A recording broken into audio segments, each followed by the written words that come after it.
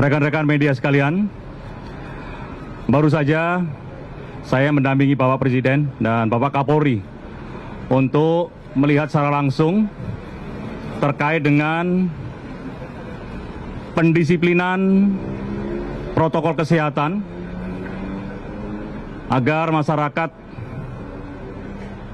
bisa melaksanakan kegiatan dan aman terhadap COVID-19.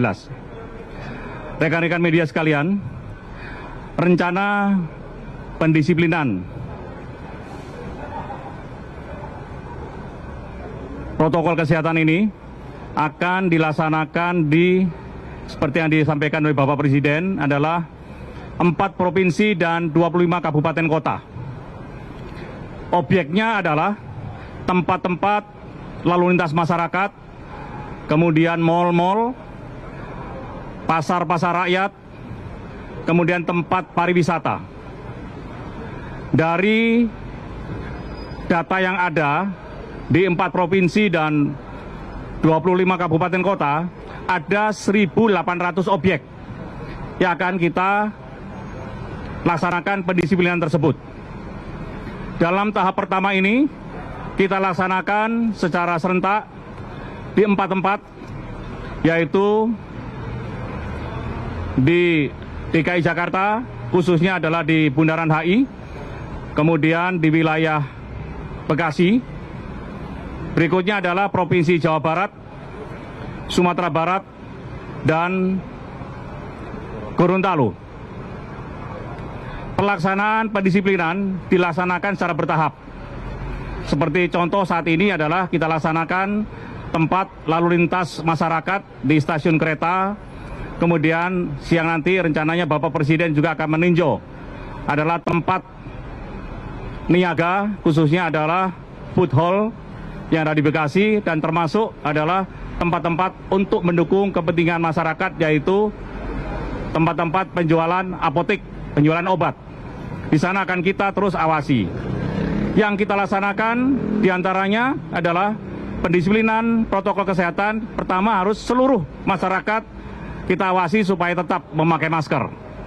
Yang kedua, masyarakat dalam kegiatan juga harus menjaga jarak aman. Dan yang ketiga, kita siapkan tempat mencuci tangan atau alat sanitizer. Mudah-mudahan dengan kegiatan ini tahap pertama bisa berjalan dengan baik.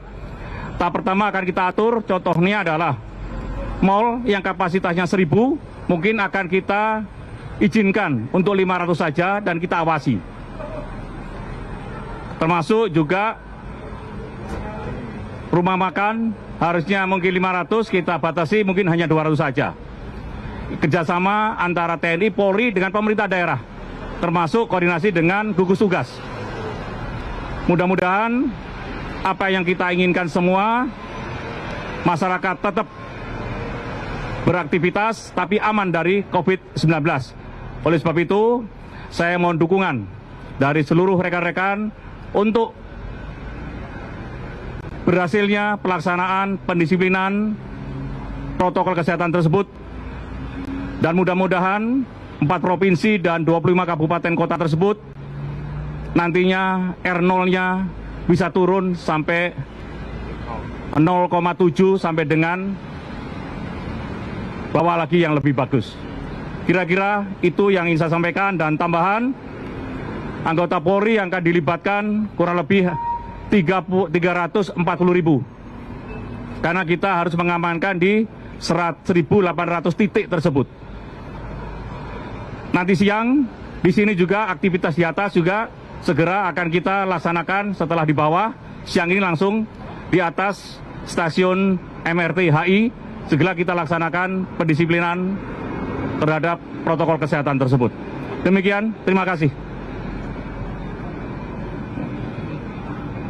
Terima kasih Pak Gub. Terima kasih. Iya Pak. Terima kasih banyak. Jadi pendisiplinannya kalau ada bapak-bapak lebih leluasa Pak. Iya. Pak. Iya. Ya, jadi contoh. Kita mungkin Pak perlu didorong semua daerah punya peraturan Pak. Iya. Karena kalau tidak punya peraturan, penegak hukum tidak punya dasar untuk masker misalnya Pak. Itu kita sudah bagi 20 juta. Nah, sekarang wajib kita cek. Kalau enggak 250.000. Iya. Siap. Terima kasih Pak Gub. Ya. Pangdam? Kelihatannya ada yang tanya, Pak. Ada yang tanya. Ya, sudah jelas ya.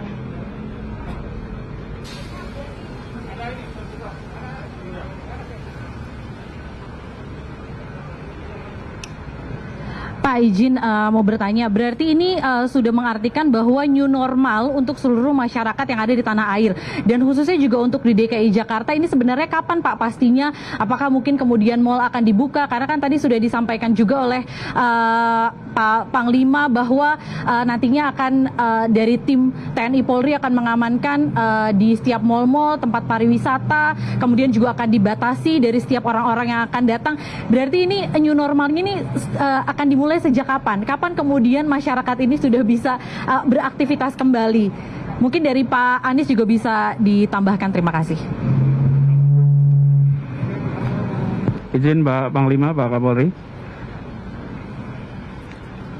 Jadi terkait dengan PSBB, tadi juga seperti diarahkan oleh Bapak Presiden bahwa kita harus disiplin menjalankan pembatasan sosial.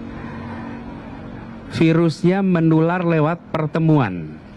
Bila tidak ingin ada penularan, maka kurangi pertemuan. Tiadakan pertemuan. Pertemuan ini pertemuan sosial, pertemuan ekonomi, pertemuan budaya, pertemuan keagamaan. Nah, khusus untuk wilayah Jakarta, 2 pekan ini adalah 2 pekan penentuan.